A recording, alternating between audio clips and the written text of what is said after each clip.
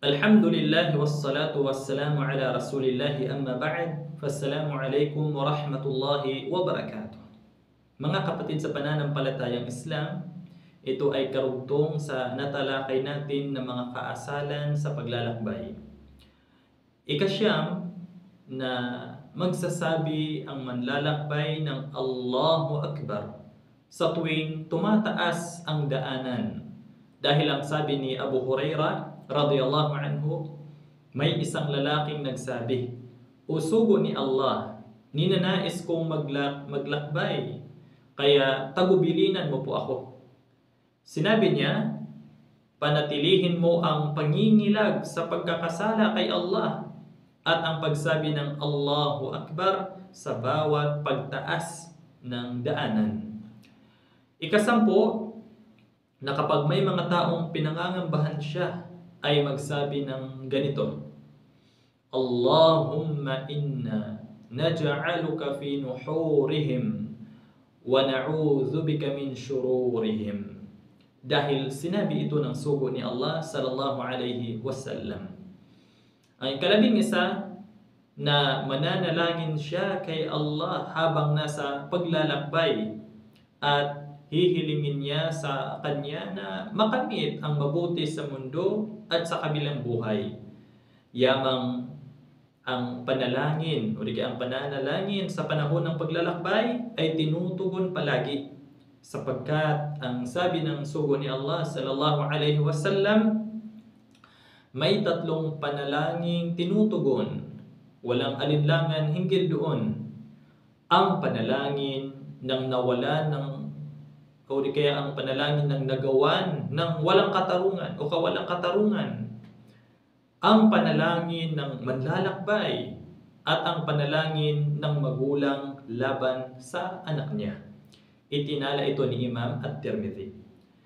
Ikalabing-dalawa, kapag titigil pansamantala sa isang lugar, ay magsasabi siya ng ganito, A'udhu bi kalimatillahi tammati min syarri ma khalaq.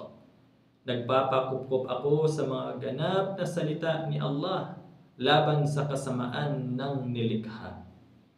Kapag dumating ang gabi, ay magsasabi siya ng ganito, Ya ardu, Rabbi wa Rabbukillah, inni a'udhu billahi min syarriki wa min syarri ma fiki, wa min syarri ma yadibbu alayki, wa a'udzu billahi min syarri asadin wa aswad, wa min hayyatin wa aqrab, wa min sakinil balad, wa min walidi wa ma walad.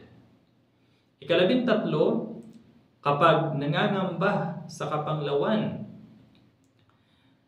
Subhanal Malikil Quddus Rabbil malaikati war ruh, jullilatis samawati bil izzati wal jabarut.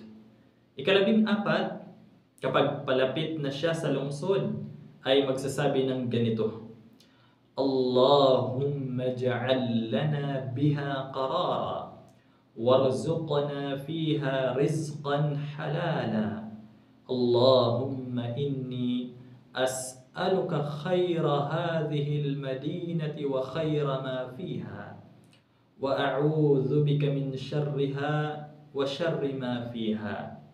Yamang ang propeta sallallahu alaihi wasallam ay nagsasabi noon niyon. Ikalabing-lima, kapag babalik pa uwi, ay magsabi ng Allahu Akbar ng 3 ulit at magsasabi ng ganito, Aibuna, taibuna, abiduna, li Rabbina hamidun. Ulit-ulitin niya iyon dahil gayon ang ginawa ng propeta sallallahu alaihi wasallam. Ikalabing-anim, na hindi niya uuwian sa gabi ang mag-anak niya hanggat maaari. Sa halip ay ipapaalam niya sa kanila upang hindi sila masurpresa sa kanyang pagdating. Dahil ito ay ilan sa mga patnubay ng propeta sallallahu alaihi wasallam. Ikalabing-7, na hindi maglalakbay ang isang babae kung walang kasamang mahram, Dahil ang sabi ng sugo ni Allah sallallahu alaihi wasallam, hindi ipinahihintulot sa isang babae na maglakbay sa loob ng isang araw at isang gabi na walang kasamang mahram. Itinala ito ni Imam Al-Bukhari.